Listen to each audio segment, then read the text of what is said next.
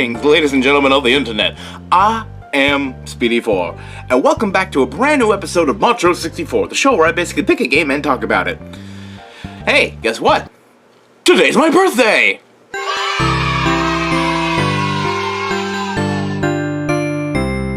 So, since I'm a year older and I'm a year closer to the cold and grace death, how about we talk about a game from my childhood to make me feel better? But first, Star Wars.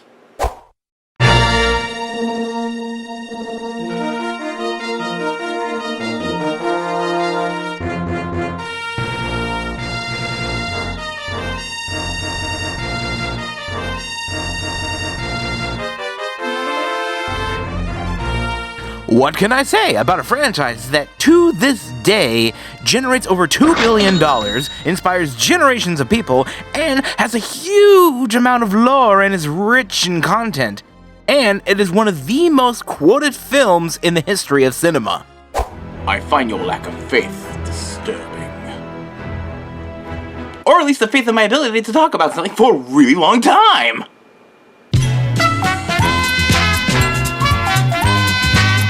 But I can tell you something. This game, Star Wars Episode 1 Racer, is one of my favorites. While being based on a movie that has divided many fans and is still talked about to this day, I think there is something we can all agree about Episode 1, The Phantom Menace. Pod races are friggin' cool. And once again, we have our old friends at LucasArts to thank for this little gem.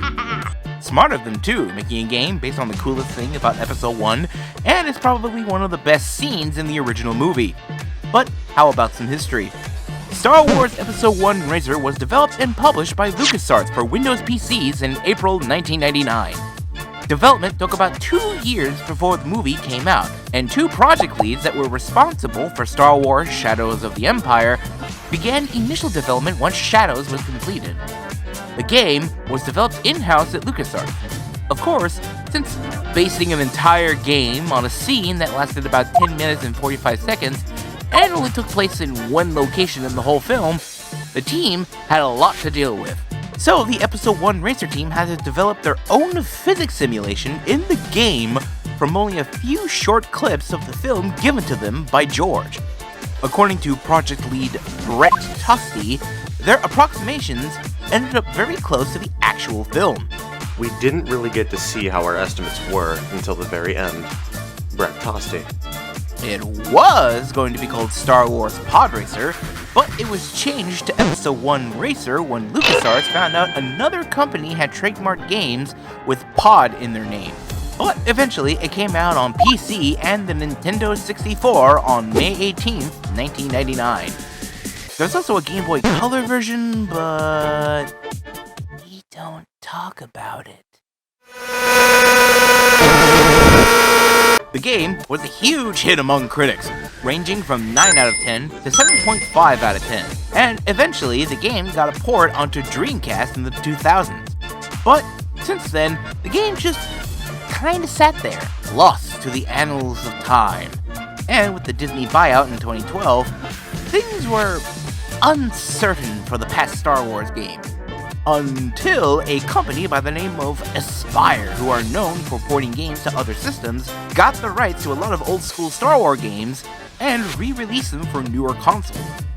Which is why I have this beautiful physical copy of the Nintendo Switch version, brought to you by Limited Run Games. Hashtag not sponsored, but I would like to be. I mean, if you were to tell me that this game would get an HD re-release on one of Nintendo's newest systems, I would not have believed you. But this game is also on PS4, but I don't have a PS4. It's also on Xbox One, so that's cool, I guess. But as much as I talk about this game being a part of my childhood and how critics loved it and whatnot, this is a game from 1999, and it is currently 2021. So, is this game still worth playing after all these years, and has it held up at all? Well, let's play the game in order to find out. Whee!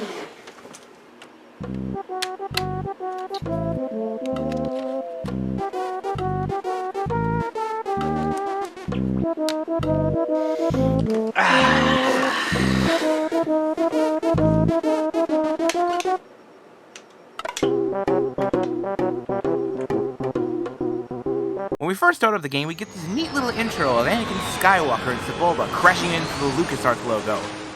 Then we get some little pit droids dropping in a brand new version of the logo. I mean, not new, but like, you get what I mean.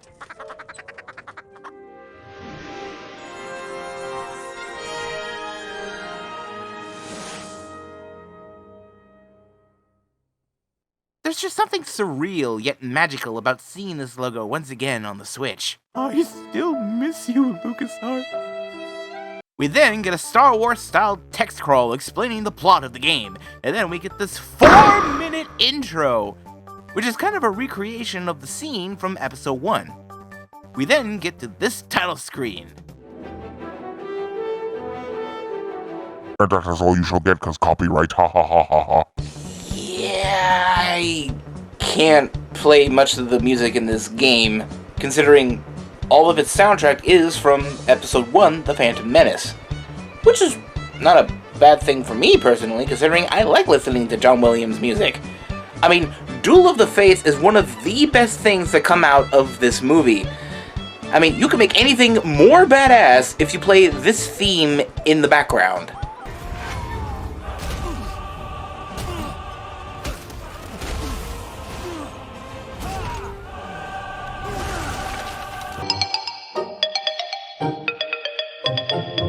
Anyway, getting back to the game, here we enter this cantina. It's like we're walking into a local pub you visited many times before. Only now everything looks like it was made of cardboard. Purely nostalgic cardboard. It's just nice to see N64/PC visuals outputted at 1080p. Also, now we have the benefit of the game running at 60 frames per second, and we have a wide variety of racers to choose from the start. But obviously I'm gonna go with young Anakin Skywalker. Just because I like Anakin's pod racer. Although some of these other ones are pretty neat looking. I mean, look at Dud Bolt. His look like razors. But here we are at the Bunta Eve training course. And oh, I'm getting excited. Here we go!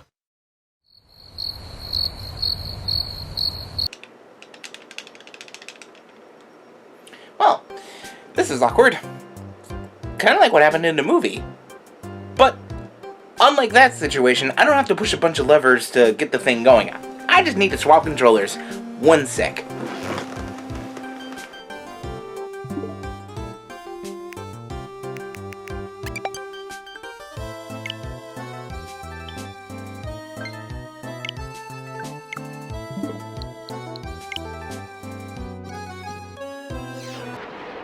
Okay, there we go, catching up. That's right, suckers, we're playing with a single Joy-Con! Woo! And now will be a good time to talk about the controls. I mean, you can use both Joy-Cons, but I'm just using the one for this review. You steer with the analog stick, you accelerate with X, and you brake and reverse with the A button. The Y button lets you rotate to the right, and the B button lets you rotate to the left. The SL button lets you slide, which makes it slightly easier to get around tight corners, and the SR button allows you to repair your engines. What? Repair my engines? Why would I want to do that? Ooh. Yeah, I see what you mean.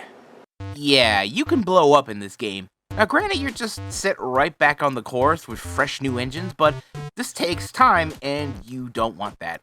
And you could end up losing your place in the race.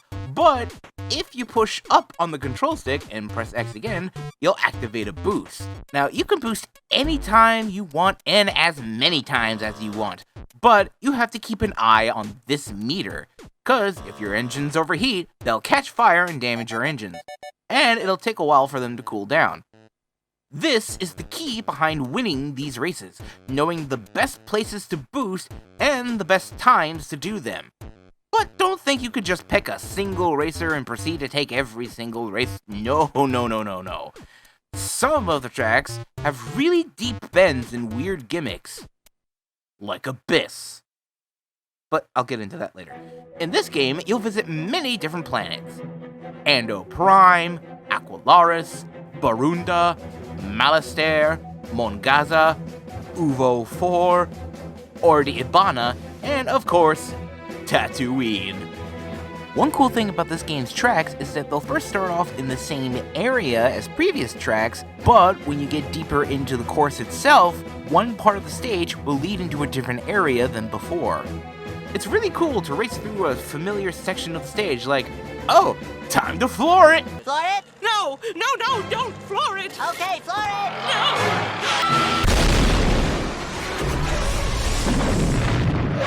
On the other hand, this can feel a teensy bit lazy, but due to the fact that this was being made to promote a movie, I'll overlook this decision.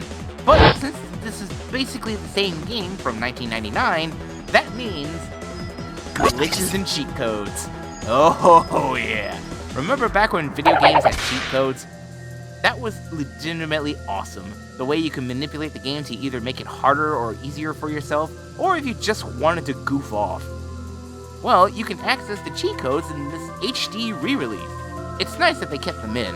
Basically, if you enter RR Tangent Abacus in the name selection screen by holding ZR while on the name select screen and then select the letters with L, you'll unlock 2 racers hidden away, Sai Yunga and Jin Rizzo, which take the place of Mars Guo and Bullseye Navior. And to access the cheat menu in-game, pause a race, then go to the control stick, do up, left, down, right, up, left, down, right, and the cheat menu should appear. And you can pretty much mess with almost every element in the game. As for the glitches, there is a few here, but I only came across one bad one and one good one. Both of which were on Uvo 4. The bad one being in Vengeance, where if you crash into one of these rocks and get set back on the track, the game will set you inside this unbreakable rock, forcing you to be stuck and have to restart the race. Now, the good glitch I was talking about, it can be replicated in all the stages that take place on Uvo 4 and is the same glitch from the N64 version, where if you exit one of the anti-gravity tubes, if you hold up on the control stick while you're leaving the tube, your pod racer will fly! Now this is pod racing. Of course, it doesn't last long, basically if you either crash or if you rotate your pod racer. I just like to do this when I can. Now technically there is a story, but it's mainly there for the reason of why we're racing to begin with. And now, to read the actual text in that opening crawl in my best Tom Kane impression. For generations, the galactic pod racing circuit has thrilled citizens of the Outer Rim territories with its fast and dangerous contests of repulsor and turbine-driven land vehicles. Amid the ruffian and racing elite, one champion stands above the rest. His name is Sebulba, a cunning and ruthless pilot who wins by any means necessary. To challenge him, all the best pod race pilots gather on the desert planet Tatooine for the legendary Bunta Classic, determined to claim the title of fastest pod racer in the galaxy. So yeah, that's the point of the game. You need to race in all of the circuits and work your way up to beat Sebulba in the Bunta Eve Classic, just like in the movie. Although, there are some courses that are really tough if you don't have the right parts for your pod racer. Okay, first off, never tell me the odds. And secondly, how do I get the right parts? Well, if you win the race in first place, you'll get a lot of trinkets, which you can use to buy upgrades for your pod racer. You can either buy directly from the Todarian junk dealer, Watto. What? You think you're gonna beat Sebulba with that pod racer of yours? Ah! Or you can go to Watto's junkyard and get a bargain piece, but it may be damaged. However, if you buy yourself a couple of pit droids, they'll repair these damaged goods in between races. But I usually just buy from Watto when I get the chance, cause I know the parts are good. You can buy parts that affect your traction, turning, acceleration, top speed, air brakes, cooling, and repair speed. And when you see that cyan bar have a yellow bar tacked on, that means it's a positive change, and a red bar means a negative change. Although, sometimes you'll need to either upgrade or downgrade your pod racer because certain tracks require different pods for different needs. You may want a pod racer with high acceleration and top speed, or maybe you need better handling. No matter what you need, there's a racer for it. But some of these tracks really test your skills, but they're usually pretty easy to complete. Also, you unlock different racers each time you place in first place. And when you unlock a racer, it's just the greatest feeling ever.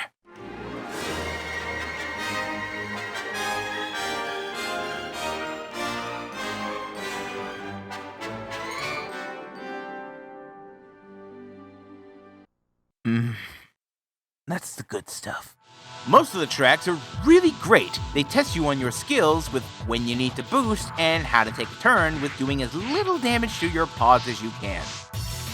However, there is one stage that punishes you and demands perfection if you want to get first place. Abyss. It takes place on Ordebana, and it's a neat planet. It's kind of like Bespin in a way. And all the other races that take place here are pretty fun.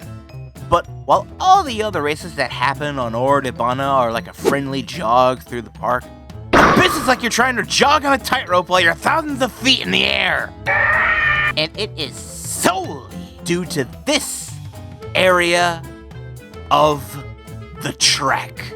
Now, you're supposed to race on the top level, and the bottom level is connected, but you think, oh, we're racing on the same track, so it's okay if I fall into the lower level. That's no problem. I can still win the race. Oh, but what's this? You're suddenly in 9th place and you were first for like 5 seconds. Where are you? This is because the bottom path loops around the main area, making it much longer to speed through, and will make you drop a couple of places. This is one of the most poorly designed stages out of the entirety of this game. It basically punishes you for going too fast. And that is not good design in a racing game. However, I figured out what you needed to do. You need to brake into the turn and then propel yourself forward with a boost. After that, I've had no other course give me any issues. I took first in every race, even in Fire Mountain Rally. The hardest, most challenging, the most difficult. It's not that hard. I mean, yes, it's a little difficult, but everyone's been making this stage a lot harder than it actually is. Also, before I wrap up this review, I want to talk about one of the coolest things you can do with the Switch version. This is also kind of a callback to the N64 version, but it's a little bit different. But the Switch version actually has motion controls. Now, obviously, they're turned off because this ain't no Wii. But with the motion controls and with both Joy-Cons turned on, you can control each pod on the pod racer. It's a little hard to get used to, but I was able to get the hang of it. Now, I don't recommend you do this. It's purely for more of a neat curiosity, like something to make you say, wow. And to show my ineptitude, here's me failing at the motion controls. Now, this is the coolest thing. Let's go to someplace, like, real simple, like, Vito's Wild Ride. Yeah, there we go. Yeah, let's do that one. We're gonna change something real quick. We are actually gonna turn on... Oh. Okay, there we go. Motion controls on. There we go.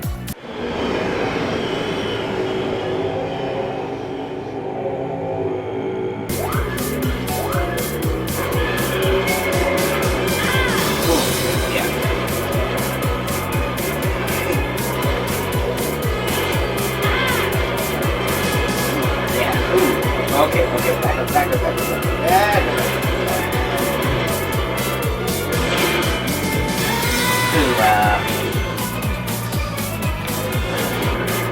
And this is not as easy as it looks. As you already know, I already crashed a couple times, but yeah. Oh boy, this is really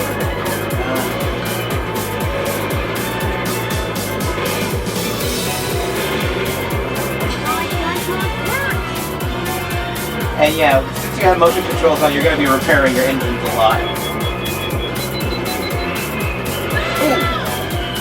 my bad.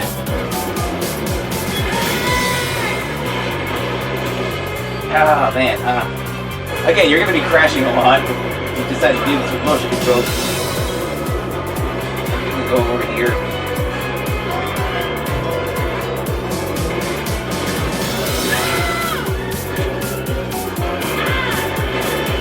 There we go.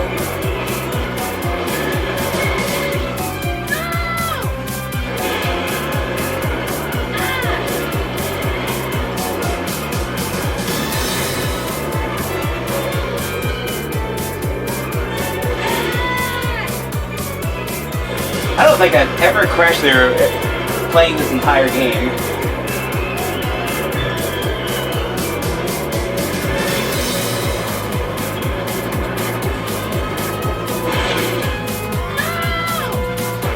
Yeah.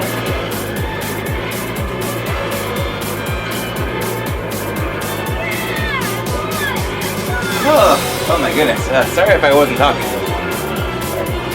A cool novelty and all that, but probably not recommended for actually like doing this unless you want a challenge. But other than that, I probably wouldn't recommend like using the motion controls in this game. Getting back to the review, when you take first in the Bunta Eve Classic, you unlock Sebulba. And he's one of the best racers to unlock because you can use a flamethrower on the other racers. Oh. You can also unlock the ability to race the tracks again, but mirrored. Which is a fun challenge, but for this video, I'm not gonna do every single track again. This is just something I'll do in my spare time. But that's not all you can do in this game. There's also a time attack mode, where you race as fast as you can to get the best time. There's also local multiplayer, but unfortunately, there isn't an online mode. Crazy, I know, right? It's 2021, and there isn't an online mode for this game. Can you imagine how much fun it would be to pod race with other people? At least the local multiplayer is still nice. I mean, if you have the Steam or GOG version of this game, and you use something like Steam's Remote Play Together or Parsec, you could theoretically make an online mode for this game. So, in the end, Star Wars Episode 1 Racer is a game that is worth having in your game collection, and it's worth playing to this day, whether you're by yourself or with friends. I mean, maybe not a physical copy, unless you just prefer to have a physical game in your hands, but if you can get it on the eShop or any of the other online game stores, it's definitely worth it. Especially if you're looking for a quality sci-fi racer, or if you're looking for a good Star Wars game, or maybe you're looking for both.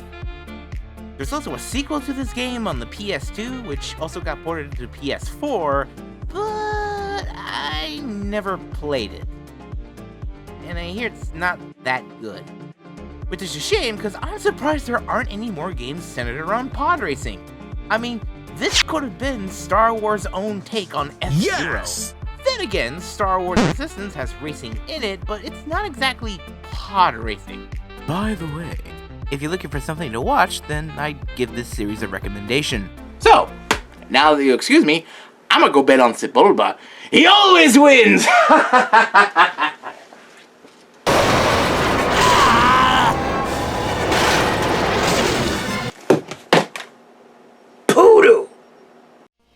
Thank you so much for watching. If you like this video, give it a like. And if you want to see more videos in the future, then hit that subscribe button down there. And hey, I don't want to be that guy, but 1.1% of you guys that are watching this are not subscribed. I mean, come on now. If you like watching these videos, the least you could do is subscribe. It's easy, and if you click on that notification bell, you'll be notified the next time I post a new video. So, come on, do the right thing and subscribe. You'll make this channel a whole lot better if you do. Also, if you're already subscribed and want to support the channel, then check out my TeePublic, Redbubble, and Display store. Totally optional, but it does help the channel go a long way. Again, I just want to thank all of you for watching, and until next time, I'll see you later.